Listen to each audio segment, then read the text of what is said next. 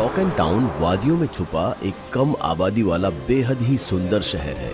आम दिनों के मुकाबले आज शहर में काफी हलचल भी है, क्योंकि सभी साल की सबसे लंबी रात की तैयारी में लगे हुए हैं। क्रिसमस ईव की रात, जिसके इंतजार में न सिर्फ ईसाई बल्कि गैर ईसाई भी रातें गिनते हैं ताकि उस रात जमकर पार्टी कर सके। पर फ्रेडी ईसाई होकर भी आज के दिन मायूस बैठा था, क्योंकि जो माँ हर क्रिसमस पर उसे सरप्राइज देती थी वो अब इस दुनिया में नहीं रही। और तो और उसके पापा तो उससे बिल्कुल भी प्यार नहीं करते थे, बस हर बात पर फ्रेडी को नीचा दिखाते थे। ऊपर से उसका कोई दोस्त भी नहीं था जो उसे पसंद करे। फ्रेडी पार्टी के लिए रेडी होकर अपने घर के बाहर की सीढ़ियों पर बैठा था और घर के अंदर उसके पापा टीवी देखते हुए शराब पी रहे थे और फ्रेडी से कहते हैं, अबे ओ कलूटे, इतना भी तैयार हो जा, पर तुझे कोई नहीं बुलाने वाला पार्टी में। चुपचाप घर की साफ सफाई कर और सो जा, चल। अपने पापा से ये सब सुन फ्रेडी और मायूस हो गया कि तभी दरवाजे पर खड़ी एक लड़की ने उसे आवाज देते हुए कहा, फ्रेडी, तुम अभी तक यहीं बैठे हो? चलो, प्रेम के घर पार्टी है ना।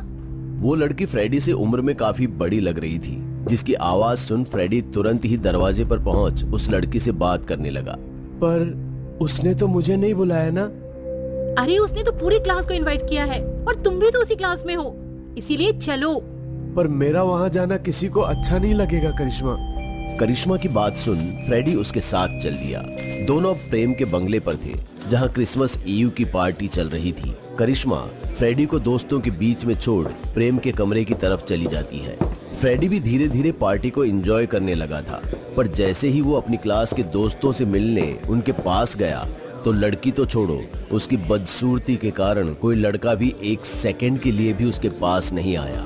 फ्रेडी अब पार्टी के शोरगुल के बीच खुद को बिल्कुल अकेला महसूस कर रहा था। तभी उसकी नजर बंगले की बालकनी पर गई। प्रेम शराब के नशे में धुत करिश्मा को अपनी बाहों में जकड़े हुए था और करिश्मा भी आंखों में आंसू लिए एक जिंदा लाश की तरह फ्रेडी को देख रही थी। धीरे धीरे पार्टी के सभी लोग यही बात करने लगे थे कि आखिर प्रेम ने इस कलूटे को पार्टी में क्यों बुलाया।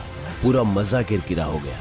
जब प्रेम को ये बात पता चली तो वो सीधे फ्रेडी के पास आया और उसके हाथ से गिलास छीना और शराब उसके मुंह पर दे मारी और फिर भला बुरा कहने लगा। अबे ओए कलूटे, मैंने कॉलेज की पूरी क्लास बुलाई, पर इसका मतलब ये नहीं कि तू भी इसमें शामिल हो जाए, क्योंकि तू हमारा दोस्त नहीं है। और अब जब आ ही गया है तो चुपचाप ये महंगी शराब पी और किसी कोने में पड़ा रहे, वरना धक्के मारकर बाहर निकाल दूंगा। प्रेम की बातों से फ्रेडी शर्म से लाल हो गया था, यहाँ तक कि वो करिश्मा से भी नजरें नहीं मिला पा रहा था और ना ही करिश्मा उसके लिए कुछ कर पा रही थी। तो वो भागता हुआ सीधे बाथरूम में चला जाता है और वहां रोने लगता है। तभी उसे ऐसा लगता है कि उसके पीछे से कोई गुजरा। फ्रेडी रोना छोड़कर पीछे की ओर देखने लगता है और थोड़ा घबराकर पूछता है, कौन है वहाँ? पर कोई कुछ नहीं बोलता। तभी फ्रेडी वहां की लाइट का स्विच ऑन करता है, जो जलता नहीं बल्कि थरथराने लगता है। तभी उस अंधेरे से एक सेंटा बाहर निकलता है। अरे भाई, जोर की प्रेशर आई थी और तुम पूछने लगे कि कौन है। फ्रेडी ने देखा कि ये वही सेंटा है जिसके साथ अंदर सब प्यार से बातें कर रहे थे और सेल्फी ले रहे थे।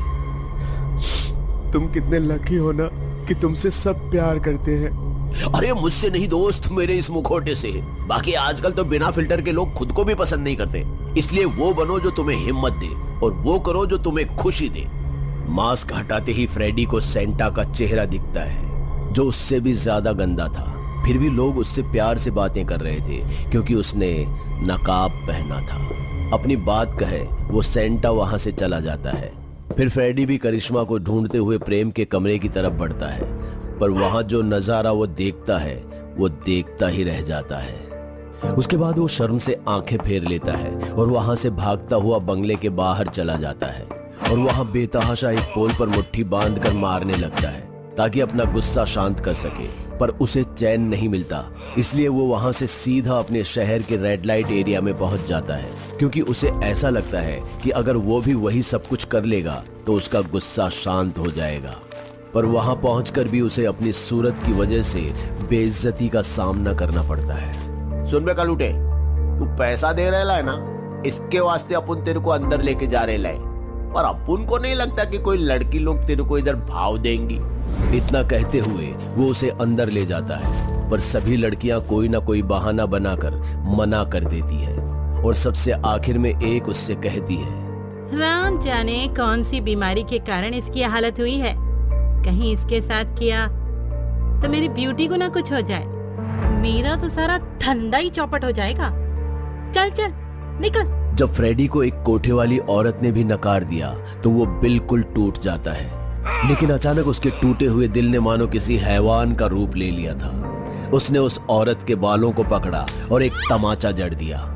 रुपए पर बिकने वाली नीच, अब तू भी मुझे ताने देगी? तेरी तो मैं।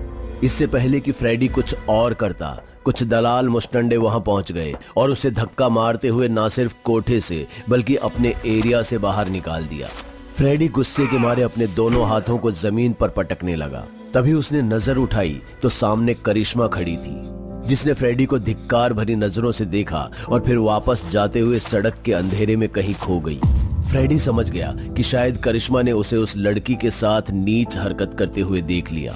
करिश्मा को इस तरह जाता देख फ्रेडी और टूट गया और वहीं सुनसान सड़क पर खुद को सिकोड़ता हुआ रोने लगा और फिर उठकर उसी अंधेरे की तरफ बढ़ गया जहां करिश्मा गई थी। वहीं दूसरी तरफ वो धंधे वाली लड़की कोठे से निकल ही रही होती है कि तभी उसका दलाल उसे रोकता है। क्यों मेरी जान, एक किच थप्पड़ में घर की ओर निकल रही क्या हैं? नहीं रे, ये थप्पड़ तो इस धंधे में आने के साथ मेरी किस्मत बन गई है। अब इससे डर के क्या भागना। बाकी क्रिसमस है ना, और माँ भी बीमार है, इसीलिए जल्दी जा रही। क्या पता ये क्रिसमस उनके साथ आखिरी हो। अरे नहीं मेरे गिरे तेरी माँ, तू जा चल। हाँ लेकिन कल टाइम पे आ। वो लड़की मुस्कुराते हुए वहां से निकल जाती है। क्रिसमस ईव की वजह से वहां कोई ऑटो वाला भी नहीं था, तो वो पैदल ही आगे निकल जाती है। अपने चमचमाते मोहल्ले की चकाचौंध से निकल अब वो सड़क के गुमसुम अंधेरे में जा चुकी थी, क्योंकि सड़क पर एक भी लैंप पोस्ट नहीं जल रहा था। उसे इस सुनसान अंधेरे में काफी घबराहट हो रही थी, फिर भी वो बिना रुके आगे बढ़ती चली जा रही थी। तभी उसे ऐसा महसूस हुआ कि कोई उसके पीछे पीछे आ रहा है। देखने के लिए जैसे ही पीछे मुड़ी तो कोई नहीं था, और फिर जैसे ही आगे मुड़ती है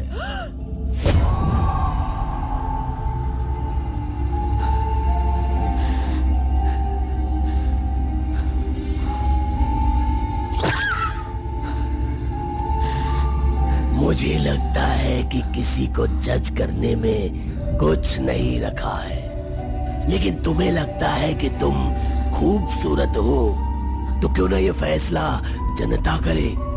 अगले 40 मिनट में ये तय हो जाएगा कि तुम खूबसूरत हो या नहीं। से चीज डियर, पूरी दुनिया देख रही है तुम्हें। अगर उन्होंने मान लिया कि तुम सुंदर हो तो घर जाकर केक कट करो, और उन्होंने बदसूरत कहा तो फिर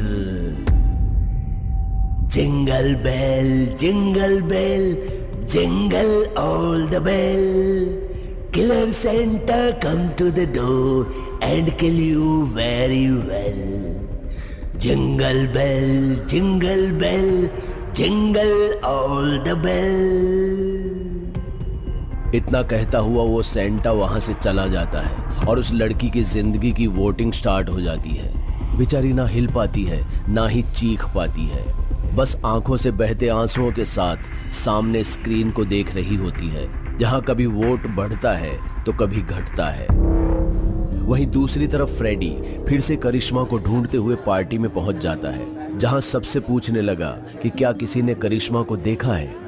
सभी से पूछताछ करते हुए वो प्रेम के पास पहुंचता है, पर जब वो उससे नजरें चुराकर भागने ही वाला होता है कि अबे ओए कलूटे, तू अब तक यही है क्या? नहीं देख रहे हो इंस्पेक्टर, महंगी शराब के चक्कर में लोग बेइज्जत होकर भी पड़े रहते हैं।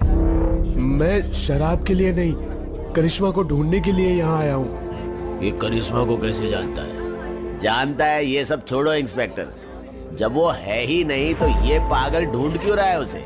कैसे नहीं है वो है और यही है। प्रेम